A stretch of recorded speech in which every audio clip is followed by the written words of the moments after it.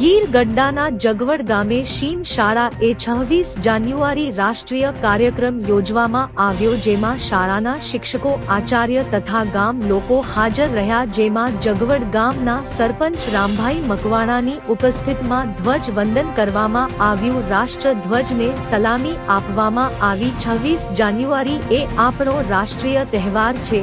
15 ઓગસ્ટને દિવસે આપણો દેશ આઝાદ થયો. ત્યારબાદ દેશનું બંધારણ સમિતિની રચના કરવામાં આવી. તેના અધ્યક્ષ ડોક્ટર બાબા સાહેબ આંબેડકર હતા. આ બંધારણ 26 જાન્યુઆરી 1950 ના રોજ અમલમાં આવ્યું. આ દિવસેથી ભારત સાર્વભૌમ પ્રજાસત્તાક બન્યું.